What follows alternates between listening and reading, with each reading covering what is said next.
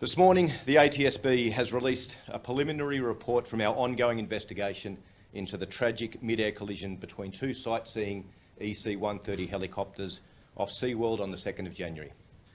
It's important to stress that this is a preliminary report. It only details the facts as we understand them from the first 2 months of this investigation.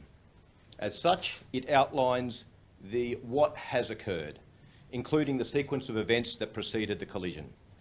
However, we are yet to analyse all the factors that potentially contributed to this tragedy, nor are we yet to determine any safety issues that may be needed to be addressed to lessen the likelihood of a reoccurrence in the future. The factual information detailed in this report is derived from interviews with survivors of the accident, including the pilot, the surviving pilot and witnesses, an analysis of the video footage, including images taken from passengers on board both helicopters, onlookers on the ground and CCTV from nearby buildings. We have also conducted detailed examination of the wreckage of both helicopters and a review of the recorded radio calls and aircraft tracking and radar data. The helicopters were operating from two separate helipad facilities about 220 metres apart. One from a pad within the theme park and the other a pad to the south at the operator's heliport adjacent to the park. The 5-minute scenic flights were to follow the same counterclockwise orbit, with the inbound helicopter on approach to land at the heliport to the south and the outbound helicopter departing the pad to the north from within the theme park. The two helicopters collided at an altitude of about 130 feet, 23 seconds into the departing helicopter's flight. The helicopters were operating in a non-controlled or Class G airspace, where pilots use a common traffic advisory frequency, or CTAF, to make radio calls to announce their positions and intentions and, where necessary, to arrange separation from other aircraft. The report details the radio calls made by the pilot of the returning helicopter and, as they tracked south over the boardwater, that they saw passengers boarding the second helicopter as it was preparing to depart. The pilot of the returning helicopter recalled that their assessment was that the departing helicopter would pass behind them and that they did not recall the pilot of that helicopter making a standard taxiing call, thereby announcing their intentions to depart. Now, this does not necessarily mean that a taxiing call was not made, and the ATSB investigation will undertake a detailed analysis of the nature of the radio calls that were made. The report also details that the pilot of the arriving helicopter did not see the other helicopter actually depart the helipad. While video footage taken by the passengers in both helicopters on mobile phones contained images of the other helicopter, this does not necessarily mean that the other helicopter was visible to both pilots. The investigation will look closely at the issues both pilots potentially faced in seeing the other helicopter. The ATSB has already generated a 3D model view from the pilot's seat from a similar EC-130 helicopter, which we will use as part of a detailed visibility study to help the investigation determine the impediments both pilots may have faced in sighting the other helicopter. The investigation will also consider the operator's procedures and practices for operating scenic flights in the SeaWorld area and the process undertaken in introducing the recently acquired EC-130 helicopters into operation. We will also review the regulatory surveillance of the operator and similar operators. And as the investigation will also look at the use of the Traffic Collision Avoidance System, or TCAS, noting that there was no requirement for the helicopters to be equipped with such a system.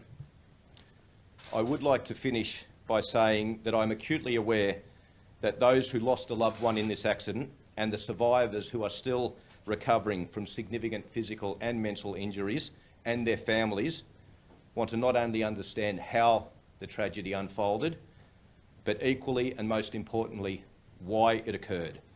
And why didn't the safety, equipment, processes and procedures that are designed to prevent an accident like this work on this occasion?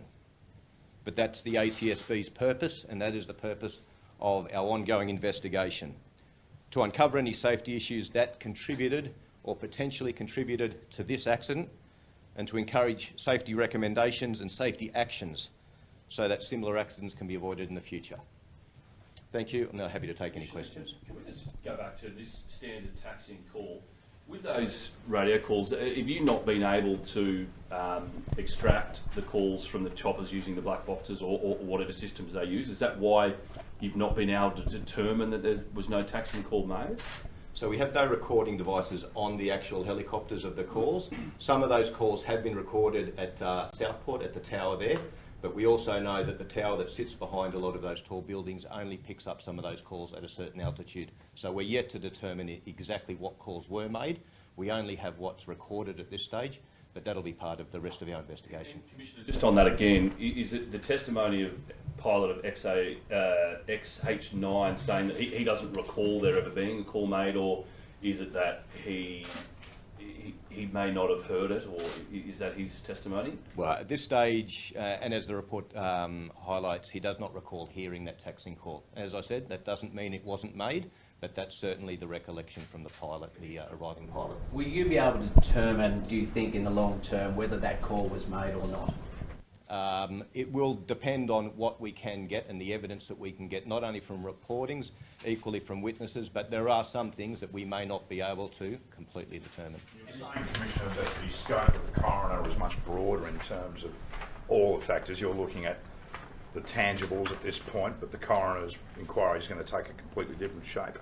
There are a number of investigations that often precede incidents or follow incidents such as this, from regulatory, from coronials, from police and from ourselves.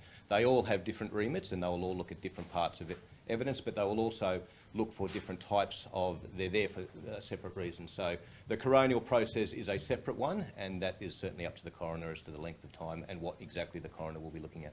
Is there any preliminary evidence to suggest an equipment failure or some sort of malfunction, or is it more likely leaning towards pilot error in this case?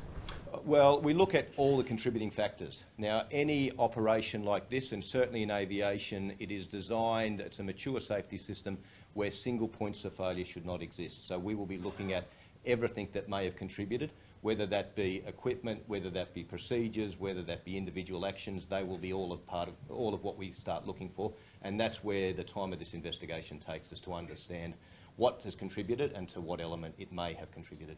Commissioner Michael James, you've identified in the report, was aware that Ash Jenkinson was on the ground. Does he have any responsibility to maintain that awareness?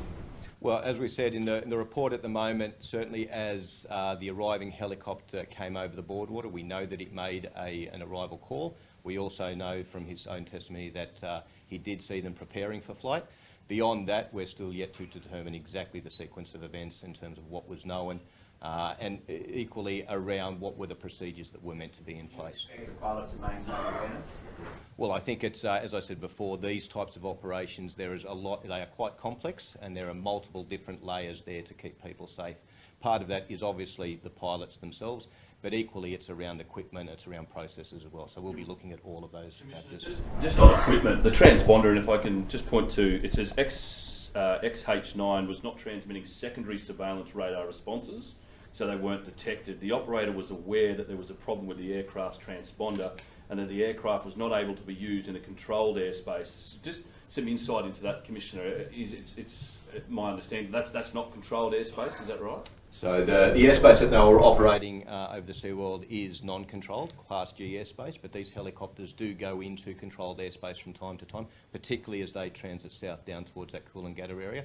There are different requirements when you go into controlled airspace. As I said before, we're still yet to determine all the functionality of particularly systems like TCAS that were on board those helicopters, and indeed the other helicopters operated by the same operator. And that's part of what we will now be looking at, the full functionality and how they were being used. Your understanding they weren't going that far, they weren't heading towards Coolangatta. It says quite clearly here these 5-minute scenic flights. Just from the ATSB's point of view, is that a major issue that secondary transponder system wasn't working? Is that something that's a concern to the ATSB? Not necessarily, but it may well be a factor that we look into as what was available to both those pilots and what was standard for those pilots to be operating with and what was used over the rest of that fleet as well. So it's better that it works. Well, certainly anything that can give pilots a better situational awareness is a value, but we also have to look at the nature of the flights here, and as the report details, there was a number of flights from 5 minutes, I think, to 10, 15 and 20-minute flights that all take different paths, and some of those longer flights do go into controlled airspace, and there are different requirements. Is there anything from your inquiry or that of the Civil Aviation Safety Authority to suggest the schedule of flights in and out of SeaWorld was just too hectic for the number of passengers involved? Have you been looking at that, the tightness of the turnaround, the landings and takeoffs? As we've detailed in the report, one of the avenues that we'll be exploring is the procedures that were in place here and the regulatory oversight there. They were operating under a certificate, and that was renewed, I think, in July of 2022 for 5 years. So that it will be part of what we do look at, but at this stage it's too early for us to make any sort of determination. Criminal charges been ruled out, Commissioner? Is that something you can make comments on? That's not for the ATSB. We are a no blame. We don't recommend criminal charges. That would be something completely up to either the police or the regulator. Ours is really just around safety benefit. Will SeaWorld helicopters be allowed to fly again? Again, that'll be a decision for the regulator and the operator. I know that they're not currently flying, but any flying into the future is a decision made by those two parties. In that report, you've mentioned their own safety changes. Do you support those changes? Did they go far enough? One of the things, we do know that there has been another proposed changes by that operator, and that includes high visibility marking on the rotors, also additional strobe lighting, very similar to firefighting operations in decreased visibility. But again, that's something that we have not assessed that yet. Until we come to the conclusion of our investigation and we look at any safety issues, then we will look at what is proposed to be taken to address them. There's an iPad in the cockpit with a radar. I think many people would probably assume that was already happening. Is that something that should be standard in uncontrolled, maybe even commercial flights like that? Look, I'd certainly be too early for us to make any recommendations such as that, but we do know that the more of information that's available to pilots to give situational awareness, and that's borne out of multiple investigations that we've conducted, is of value. And we've been very much on the record around different types of electronic devices that are available, and some of them there's a government rebate scheme at the moment in ATSB. Now, it may not be applicable in this particular instance, but the same principle applies, that the more situational awareness that we can give to pilots, then the better appreciation they can make of the risks. Commissioner, you've been very clear today that this is a preliminary report and ongoing investigation continues. Is there a timeline to that, Commissioner, you could share with us? Is it expected it may take the rest of the year, the rest of the month? 3 months? So this is defined as a systemic investigation, which means that we are looking, what we would say, above the line. We're looking at organisational influences. We're potentially looking at things far greater than simply what occurred on the 2nd of January. Those reports traditionally will take us at least 18 months to 2 years, and that's because of the multiple different areas that we do have to explore and understand what impact they may have played in this particular case, and indeed in any other case that may be similar. Earlier, you're much more used to dealing with aircraft accidents in remote areas, and this is unique in terms of the abundance of evidence that you're dealing with. Would that contribute towards a shorter or longer investigation? Well, certainly we're already in the first 2 months dealing with potentially thousands of pieces of evidence from witness statements. We have, I think, close to 100 individual witness statements that we're assessing. We have over a dozen different video angles of footage from inside both the helicopters and surrounding buildings. We also have some significantly damaged aircraft that we are still getting information from. So it is complex. We do go down as far as we can to understand all of the circumstances, but equally anything that may have contributed. As I said before, aviation safety is complex and it is designed that there are no single points of failure. So we will need to look at multiple lines of inquiry to better understand this. Commissioner, have the families been briefed, the families of the victims been briefed on the preliminary report, and what was their reaction if they have done? Certainly we do keep a number of parties involved as the investigation progresses, and that is releasing this report to those families and the directly involved parties, and we'll continue to do so as the investigation unfolds. Just on timing, can you confirm whether XH9 was running overtime, or was it actually on time before it landed? I can't confirm that at this stage. We're certainly looking at the scheduling as part of the investigation. Equally, what happened on the helipads in preparing the passengers for the flight and the procedures that were taking place there at the time. And that's part of the rest of the detailed analysis. Confirm, Commissioner, you've listened to recordings of the radio space at that time, and there was no radio call that you heard from Ash Jenkinson on the ground. At this stage, we don't have that evidence. So, as I said before, that the radio traffic was recorded from Southport. Now, that is some distance from here. It's also behind a lot of buildings. So we do know that calls made down at a low altitude are not routinely picked up by that recording, which is why we would not say that that call wasn't made. We just don't have any evidence at this stage. And that's something that we'll certainly be looking for. And Commissioner, is that something that the ATSB, I'm assuming, will recommend to people that will use light aircraft in this area that they're not recording that these buildings are causing an issue, that surely there must be some way to rectify that? I think we need to look more broadly at the process that they're in place to keep helicopters separated at that lower levels. We do know as the helicopters, and we have recordings from that particular helicopter, certainly once they start climbing over the beach there at around 200 feet, those radio calls are being picked up. Whether or not the fact that we can't get them below that is of significance is yet to be determined. Do you have any evidence of Ash Jenkinson routinely making those calls prior to that flight?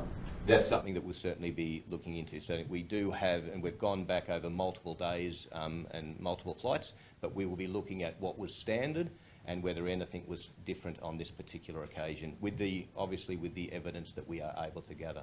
There's other factors here with this investigation, but that call, whether or not it happened, would you say that's the most crucial part of this investigation? No, as I said before, there are multiple different layers of safety when it comes to aviation safety and operations like this. These things are never designed to have single points of failure, so we need to understand what was in place and where those, as you may know the analogy of the Swiss cheese, where things may have lined up. So we will look at every part that may have contributed to this accident, not simply honing on whether it be visibility or be it radio calls. We will look at them all in totality before we make any recommendations. Was this a freak accident, or was it something that was just bound to happen?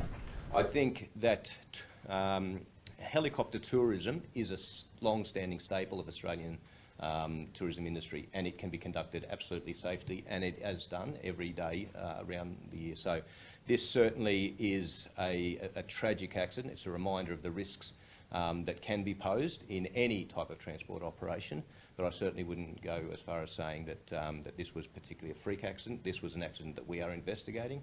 We have a number of other fatalities that we are investigating over the last 12 months. They all have their own individual characteristics, and all of them will have elements that we can recommend safety improvements. Aversion towards helicopters. Beg your pardon? You hear people with an aversion to helicopters, saying they won't get in an aircraft without wings. Does an incident like this have an impact on Australian tourism in terms of the numbers of people who are getting into helicopters now? Was that anecdotal or documented? Look, I don't have any evidence to support that. As I said, helicopters are a staple of the Australian industry, whether it's through sightseeing, whether it's through mustering, whether it's through transport. Those activities are conducted every day, and in the vast majority of cases, absolutely safely. So our job is to install confidence that these things are investigated by an independent agency such as the ATSB, and that's certainly where our focus is now. Commissioner, with the overlapping jurisdictions and a number of agencies investigating, how are you coordinating the investigations between them? And have there been any requests from either yourself or, say, the Coroner's Office for any agency not to investigate while one takes precedence? In this case, no, but we certainly do keep the Coroner's Office informed as we make progress. Equally, we relied very heavily on the police at the time of the accident, and we are aware that there are multiple agencies that will conduct investigations. We're very used to that, and we deal with it and work with those agencies very successfully. Are you confident that by the time the full investigation is over that you will actually have the answers, or is there the possibility that we might not ever know what actually went down as well? I think the reality of any of our investigations are, and particularly ones that are so complex as this, that they do take us time to go through that. We can only rely on the evidence that we receive and that we can assess. In some instances, we don't have all of the evidence, but we certainly do have a lot in this particular instance. So I'm confident that we will find some systemic issues that potentially can be addressed to improve safety in this type of an operation. How big is this in the scope of ATSB investigations? Is it, how would you describe the scale of the investigation compared to other? It's a systemic investigation, which means it's substantial. It is one of 98 investigations we currently have on our books. We've had a number of investigations, including fatalities this year. We had unfortunately, almost a record year of fatalities in aviation last year. So it's certainly a very important one for us, but equally so are all the investigations we undertake. I think that's... Thank you. Thank you all for coming.